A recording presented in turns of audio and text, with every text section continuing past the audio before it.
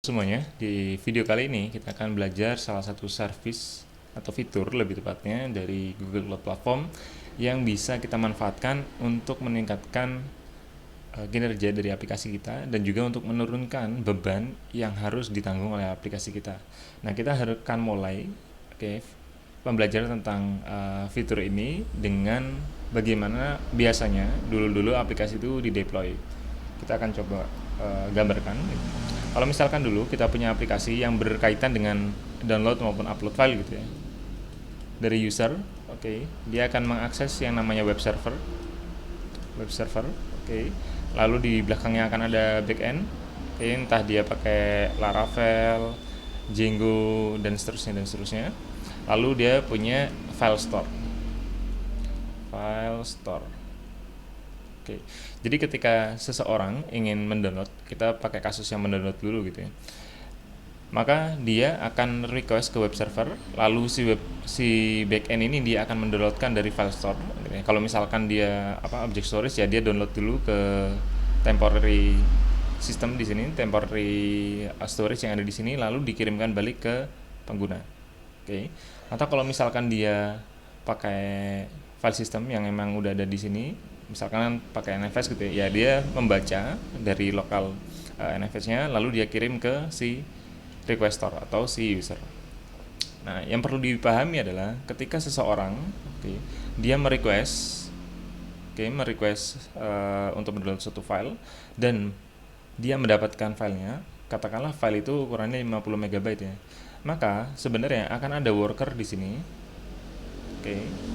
atau request processor lah ya untuk generalnya, itu yang akan terdedikasikan selama file tersebut belum terdownload, 50 MB. Jadi sejak request itu masuk sampai request itu memberikan respons yang lengkap ke user, maka worker ini akan aktif.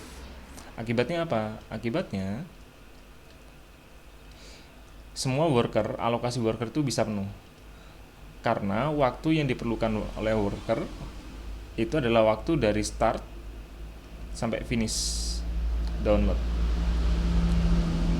Bayangkan kalau misalkan klien kalian itu kecepatan downloadnya hanya 100 kilobyte per second. Kalau misalkan 1 megabyte enak lah ya, bisa 50 detik, tapi itu masih 50 detik. Jadi kalian harus memperkerjakan worker kalian itu selama 50 detik. Bayangkan kalau misalkan kalian harus punya 500 user, yang semuanya mendownload concurrent gitu ya, concurrent user, maka kalian harus menyiapkan 500 worker. Itu dengan asumsi bahwa untuk masing-masing kecepatan download dari user itu sama gitu. Nah, padahal dengan hal ini artinya kalian harus menyiapkan spek server yang lumayan tinggi nih, karena 500 worker itu artinya pasti dia punya CPU yang harus dipakai, dia punya memori yang harus dipakai, yang harus dialokasikan gitu ya. Gak mungkin misalkan hanya dengan VM 128 MB kemudian 1 core dan berharap bisa menghandle 500 worker untuk download file 500 orang gitu. Ya gak mungkin bisa kan. Nah, ini untuk mendownload file. Bagaimana kalau misalkan mengupload file? Sama, ketika kalian aplikasi itu mengupload file, maka sebenarnya ketika orang itu mengirimkan request, akan ada worker yang dedicated gitu ya untuk menangani request dia. Menangani request dia sampai upload itu selesai dan tersimpan di file store atau di file store-nya, baik itu kalau misalkan pakai object storage dan sebagainya. Nah, bagaimana caranya kita bisa menangani permasalahan tersebut? Jadi dapat ya, permasalahan utamanya adalah si worker gitu ya, beban untuk menangani file itu ada di aplikasi kita, yang mana akan memakan alokasi worker yang ada. Padahal ide yang sebenarnya adalah bagaimana aplikasi itu bisa secepat mungkin menangani request. Dapat request sekarang 1 detik dapat respons, 1 detik dapat respons, 1 detik dapat respons, dan seterusnya. Sehingga concurrent user yang bisa di handle itu jadi semakin banyak dengan spek yang tidak perlu terlalu besar. Nah, bagaimana caranya? Nah, salah satu layanan atau fitur gitu yang dimiliki oleh Google Cloud Platform dan provider lain sebenarnya itu adalah Sign URL. Sign URL. Idenya, ketika ada user, kemudian dia ingin mendownload sebuah file, ini web server lagi ya. Kemudian ini baru app-nya. Ini ada file store, file storage. Nah, ketika dia bilang download dong, di sini download, maka aplikasi itu tidak akan mengembalikan berupa file ke user, file, bukan seperti ini. Tapi aplikasi akan merequest ke object storage gitu ya, sebuah URL yang spesifik dengan expiration tertentu, oke, dengan HTTP method tertentu, katakanlah get untuk mendownload gitu. Sehingga ketika nanti aplikasi itu merequest, dia akan dapat URL inilah yang akan diberikan ke user, URL download. Nah, user nanti akan mengakses URL tersebut langsung ke file storage atau object storage gitu ya, URL, dan mendapatkan filenya.